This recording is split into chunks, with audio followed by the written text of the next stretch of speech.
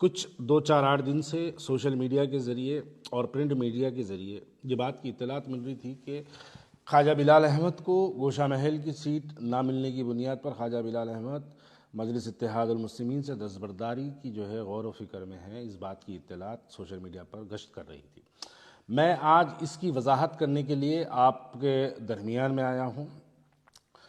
मैं सबसे पहले गोशा महल की टिकट का दावेदार यकीनन था, और आज मैं जब मजलिस इत्तेहादुल मुस्लिमीन से दस्तबरदारी इख्तियार कर रहा हूँ तो उसकी सबसे बड़ी वजह यह है कि क्यों सदर मजलिस बैरिस्टर असदुद्दीन ओवैसी साहब क्यों नहीं गोशा महल से अपना उम्मीदवार खड़ा करते।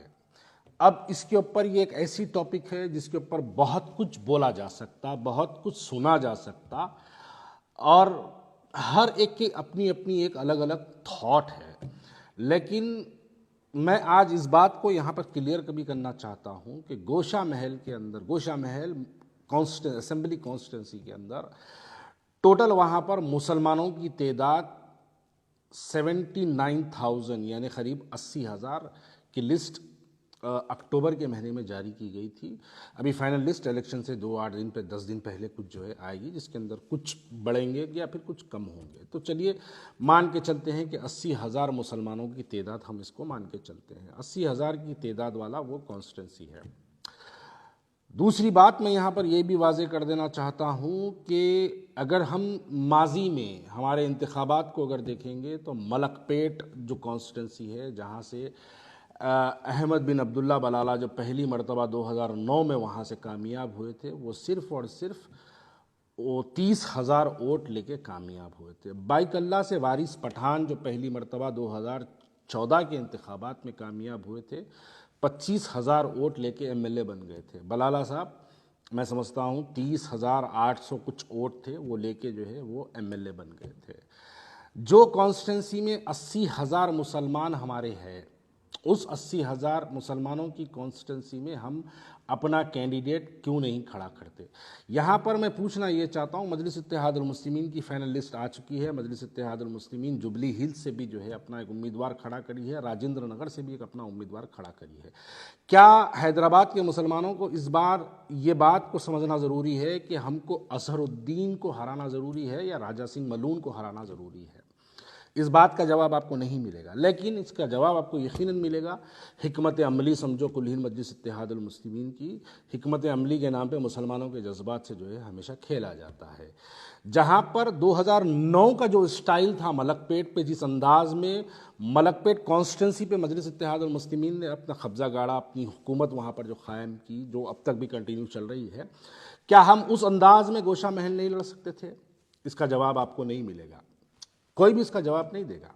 वो मलून दिन बर दिन सरकार की शान में गुस्ताखी करता है, हम मुसलमानों के दिलों को ठेस पहुंचाने वाले बयानात देता है, और मेरी जमात कुल हिंद मजलिस इत्तेहादुल मुस्लिमीन के पास ऐसा कोई प्लान, ऐसा कोई मंसूबा नहीं है कि उस मलून को हराया जाए।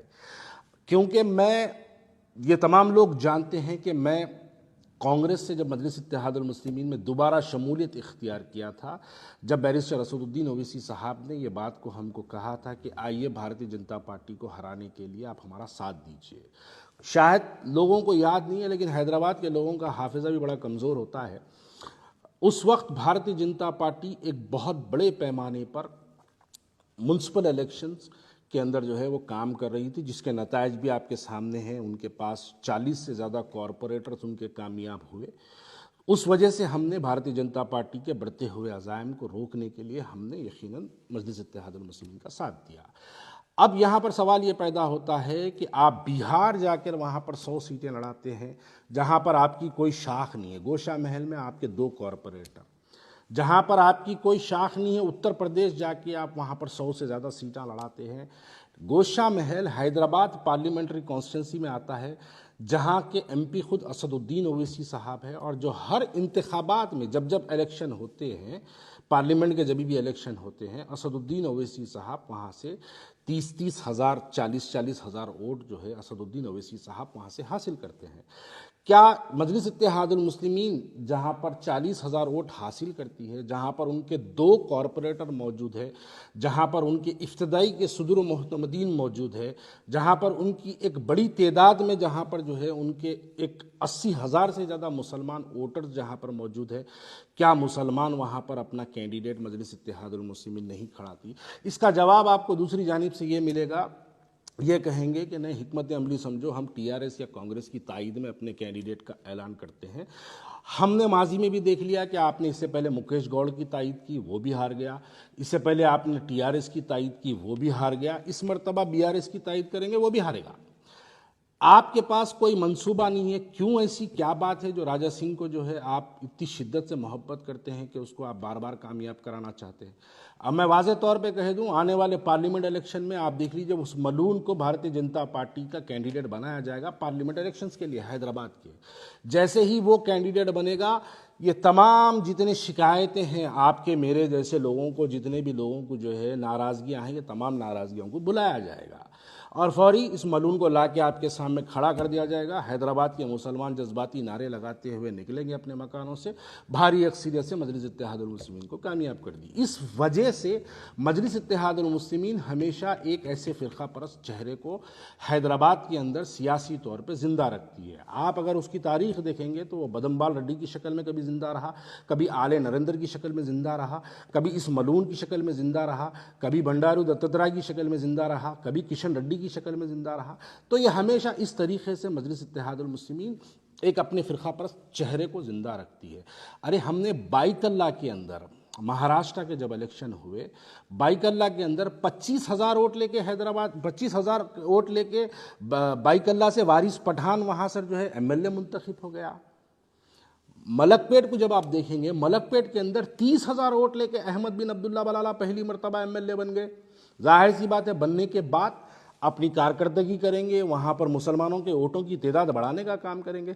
अरे हम लड़ेंगे ही नहीं तो हम जीतेंगे कहीं को? फिर वो काशीराम का नारा कहाँ गया बैरिस्टर असदुद्दीन अवैसी साहब के, पहली बार लड़ेंगे, दूसरी बार हराएंगे, तीसरी बार जीतेंगे?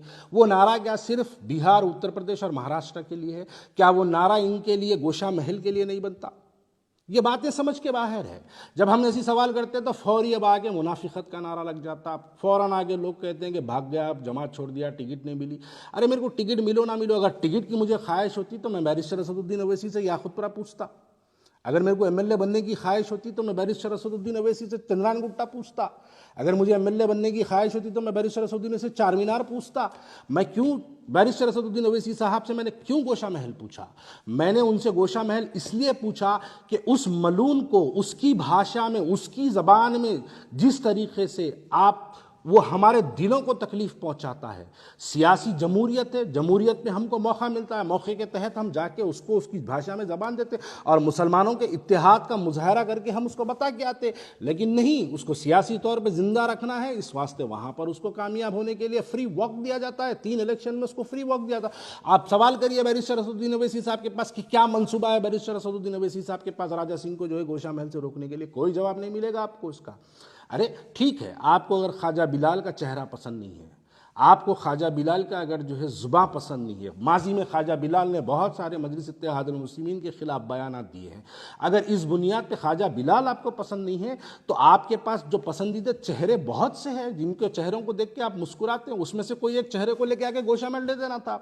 वो मुसलमान को खड़ा करना था वहाँ पर, आप मुसलमान को वहाँ पे खड़ा करके आप उसकी तायद करना था।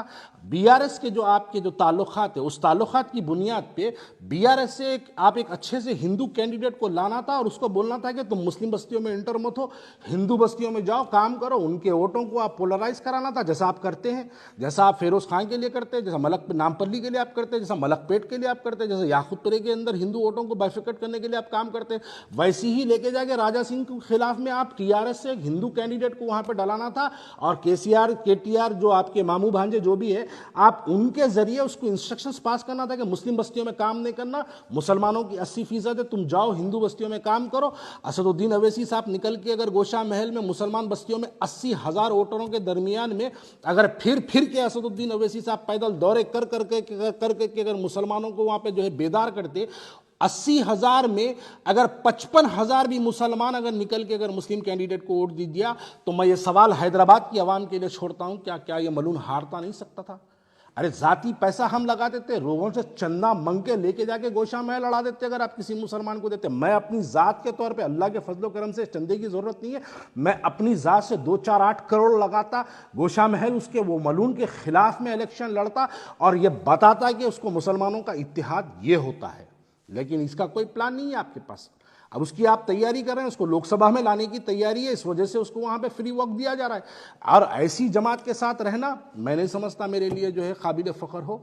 इसलिए इस बुनियाद पर मैं आज मजलिस इत्तेहादुल मुस्लिमीन से दस्तबरदारी का ऐलान करता हूं। मैं मजलिस इत्तेहादुल मुस्लिमीन छोड़ने का ऐलान करता हूं। आगे मैं क्या करूंगा, किसके साथ जाऊंगा भी या नहीं जाऊंगा, या सियासत में रहूंगा या नहीं रहूंगा तो किसके साथ रहूंगा, इसका ऐलान मैं सोशल मीडिया, प्रिंट मीडिया के ज़रिए मैं हमारे लोगों तक पहुंचाते रहूंगा। लेकिन ये बात बिल्कुल हैदराबाद के मेरे जैसे मुसलमान के लिए नाकाबिल कबूल है कि क्यों नहीं हम गोशा महल में, जहां पर 80,000 मुसलमान हमारे हैं, क्यों नहीं हम वहां से मुसलमान के कैंडिडेट को खड़ा करते हैं? क्यों नहीं हम बीआरएस का इस्तेमाल करके, टीआरएस का इस्तेमाल करके हम क्यों नहीं वहां पर जो है हिंदू वोटों के अंदर जो है हम बाइफिकेट करने का काम करते और मुसलमानों में इत्तेहाद का नारा लगा के हम मुसलमानों को घरों से निकालते और इस मलून के खिलाफ मुसलमान एक तौर पर, मैं समझता हूं अगर हम मुसलमानों के अंदर अगर निकल के अगर जो है हम पैदल दौरे करते, उनके छोटे छोटे ग्रुप मिसिंग करते, तो घरों से चुमटियों की तरह मुसलमान निकल कर जो है पोलिंग के दिन अपने वोटों का मुजाहरा करते और ये मलून हारता। आप देखिए कोई पॉलिसी नहीं है मजलिस इत्तेहादुल मुस्लिमीन के पास। एक पॉलिसी बता दीजिए कि राजा सिंह को, मलून को हराने की एक पॉलिसी बता दीजिए।